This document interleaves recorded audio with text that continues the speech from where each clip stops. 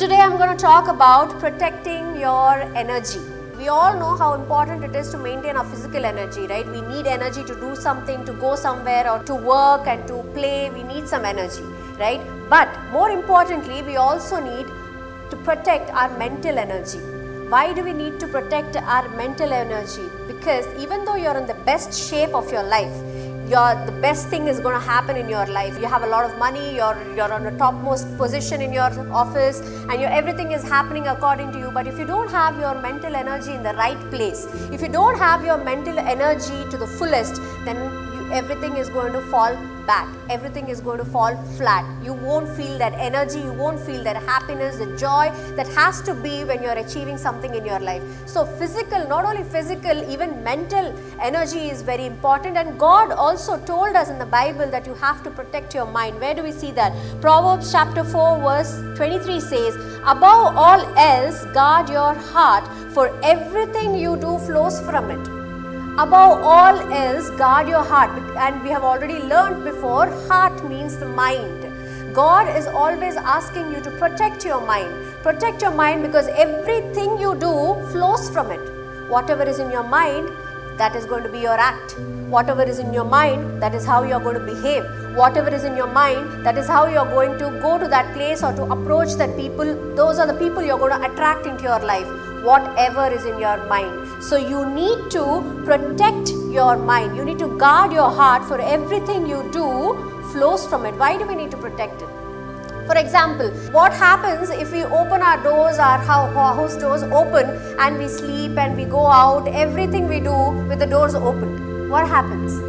Anything can come inside, anyone can come inside, and when they come inside, they can steal something, they can remove something important from your house. And what happens because of that? There'll be unrest in your house, right?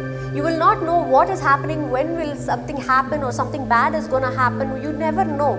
There'll be that unrest in your life. So today morning itself, one of our church members, Sister Jyoti, she was sharing very relatably that there was a theft in her PG. The security was not there. There was a person who came in at 3:30 a.m. He checked all the doors.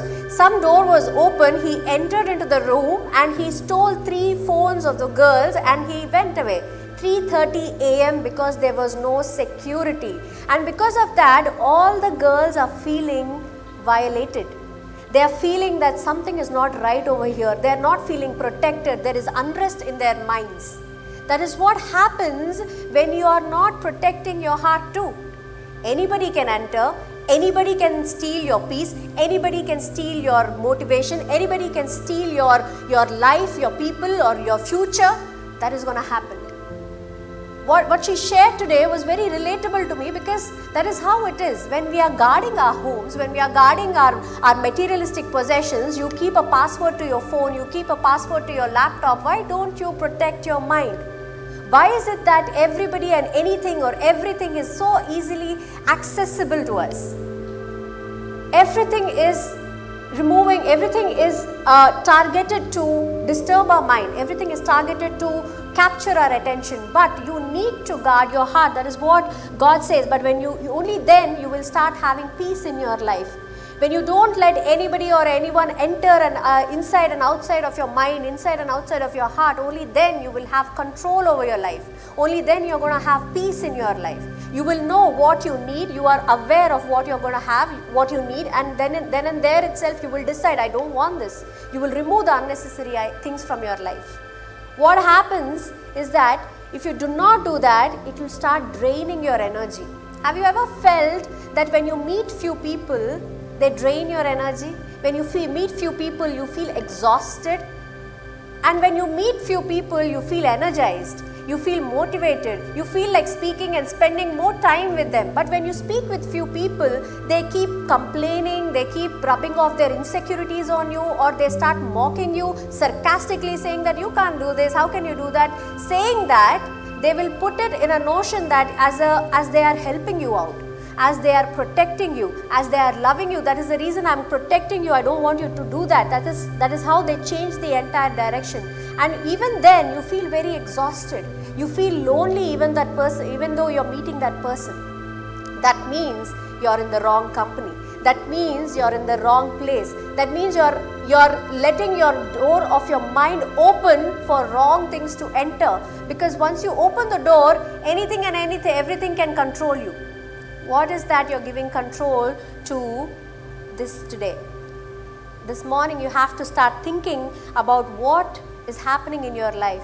What is that you're opening your mind to? What is that you're opening your heart to? Do you have a control over it, or are other people controlling you? Are other people controlling your heart? Are other people controlling your mind? You always have to be aware. They put you under a false notion that they're gonna, they are protecting you. They put you on a false notion that no, don't do that, don't do this, you can't do that, you can't do this. They build a wall around your mind, they build a wall around your heart so that you do not think straight. You have to break that wall down today. You have to break that boundary today.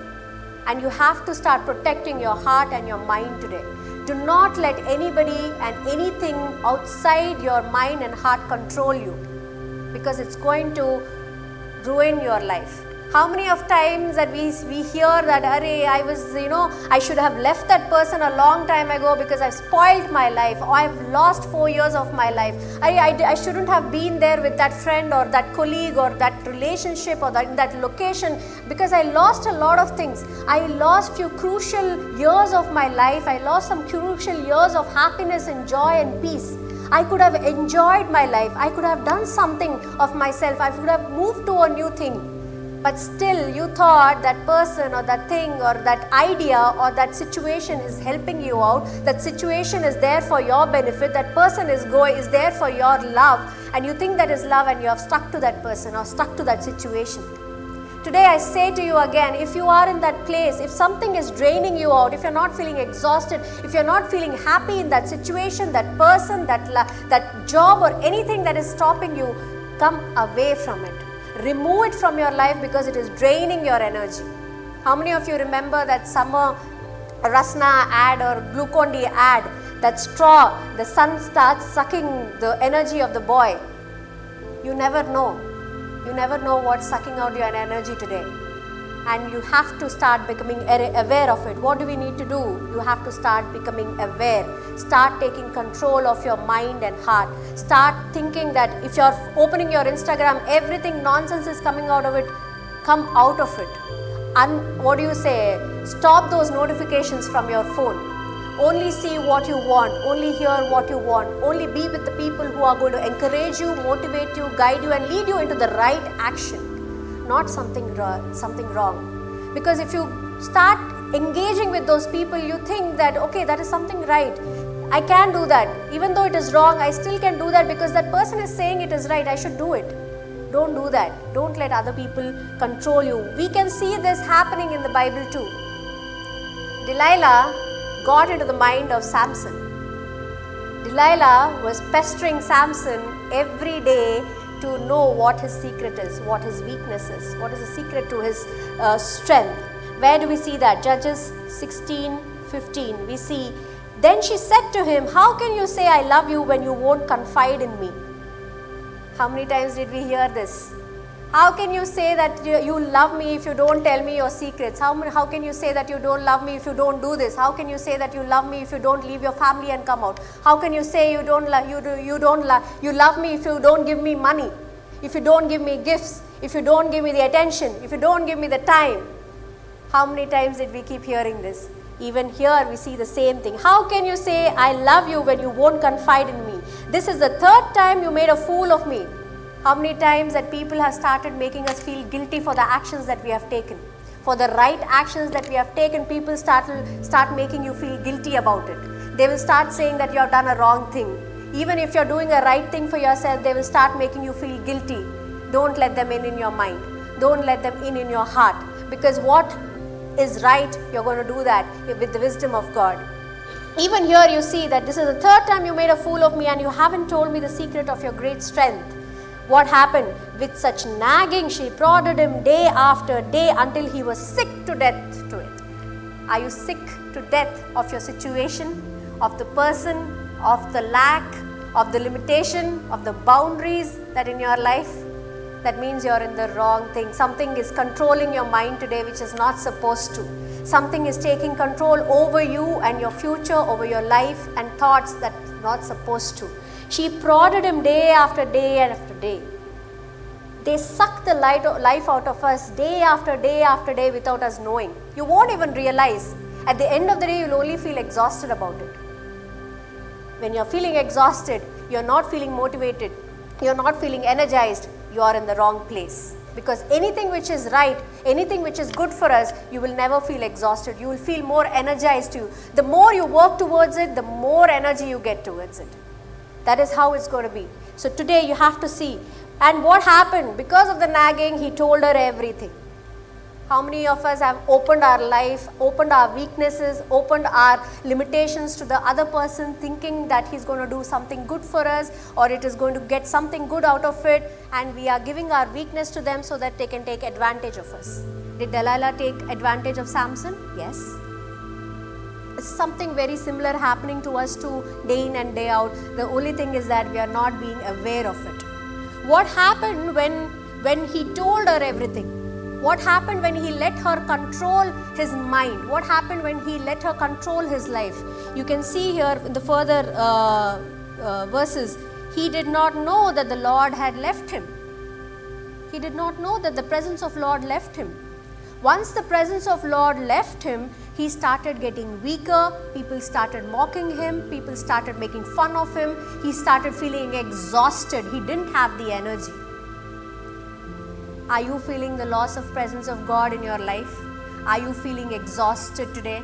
That means there's something that is pulling your energy out of your life and you have to start becoming aware of it. Understand what is happening in your life. Ask God to lead you in the right direction. Ask God to get you the right people in your life. I don't know how many of you have done that or you do that. After my schooling, when I entered into my college, when I was going to Vizag and Geetham, the first prayer I prayed is like, God, you send me the right set of friends into my life.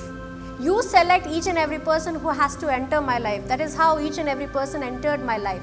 And they were my backbone, they were my security, they were my protection, they were my support system in my college and even through my life. They were there for me. Are you having that kind of set of friends and colleagues or place or location or job in your life that is going to be your support system? Or is it your draining system? Start thinking about it. What are you having in your life? Samson lost his strength. He lost the presence of God. He lost the protection. He was laughed upon, and he was in his lowest and weakest position. He was unable to fight. He was exhausted. Are you exhausted today?